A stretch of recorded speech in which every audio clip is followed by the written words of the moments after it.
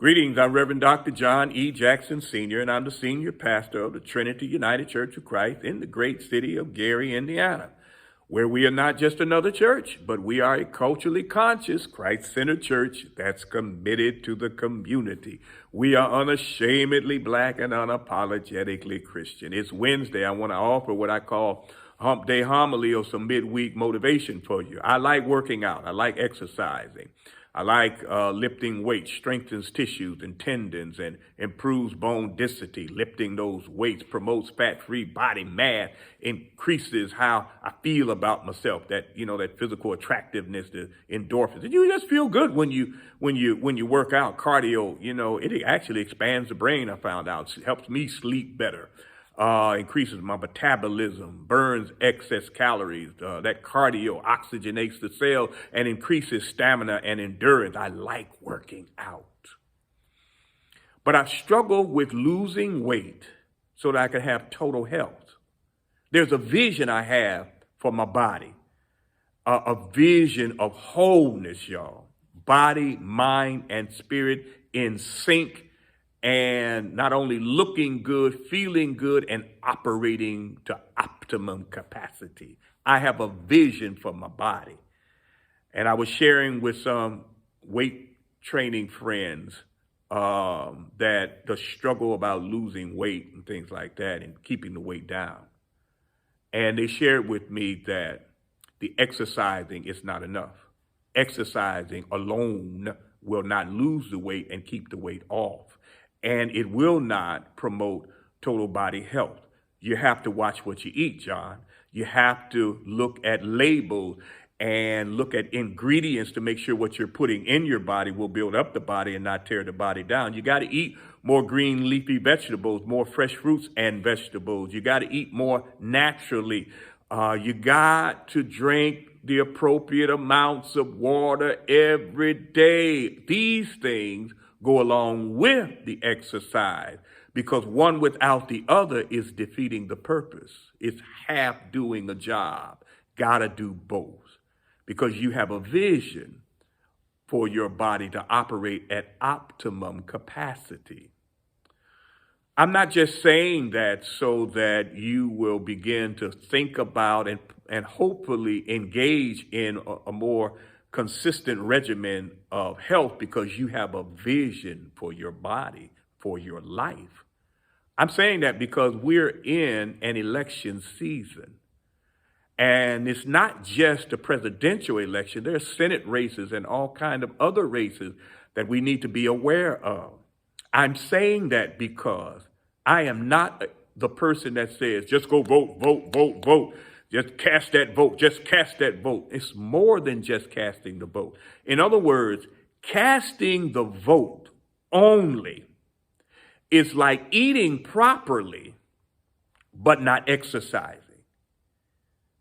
You're not going to have optimum health in the body politic of the society. On the other hand, because we live in this system of capitalism, which crushes people's lives. We're seeing this clearly because of COVID, the lives that are marginalized to suffer and die because of the way the system is orchestrated. This system and the system that we live in, it promotes the police brutality that we are seeing so vividly because we're sheltered in place. It promotes economic inequality where there are whole neighborhoods, zip codes where one can determine the life expectancy of people because they have had their resources taken from them, resource deprived communities. This system promotes food insecurity of poor and working class people. And so, yes, we need to be what we call activists to engage, to tear down destructive system so that people's lives will have a better quality of life and have access to the resources of this country. We need to do those things, but to only do those things is like exercising and not eating properly. It is not fulfilling the purpose of a vision where everybody has enough of what they need. You get what I'm saying?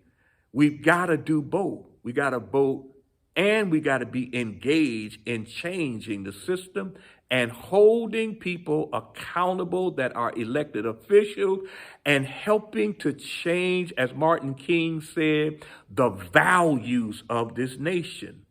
It is wrong that profit is more important than people.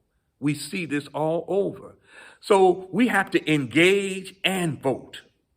And so I'm appealing that for some of you, for the first time in your life, in your voting life, that you do more than vote, that you vote and engage in grassroots organizations or groups that are trying to make changes in the structural inequities of this society. I am appealing, but I'm also appealing to those of you who are trying to change the structures of oppression to also be engaged in the voting process. Yes, we live in some imperfect systems, y'all, and the parties, are not necessarily taking us seriously and mostly taking us for granted. But we got to engage to help change things. And I don't need to tell you who to vote for. We need to vote so that we have a vision that will reject hate speech, that will reject dehumanizing black women and people who are disabled. We need to reject lying as a way of life. We need to reject these destructive ways of operating to try to trigger the most vile responses from people and stoke the fires of hate. We need to vote against that. But as we're voting against that, we have to engage to make sure that those that we are voting for will be held accountable to making sure that they understand the vision we have for optimum wholeness in this society. It takes both. If you vote and you don't engage in holding elected officials accountable in some way, you figure that out. But you gotta do more than vote and sit back. Dietrich Bonhoeffer said that's cheap grace, to vote and then expect other people to take care of your needs for you. You got to engage to hold them accountable. But it's also so important that you not just work to change the system, but that you vote also, because that's just like, exercising but not eating properly. We got to do both, y'all. We got to bring them together so that the vision of, as Martin King called, a beloved community where everybody has enough of what they need will be made that closer. We'll bring it that closer to a reality because of our efforts. So be encouraged. And always remember, I'm so glad the tomb was empty. Make it a great day.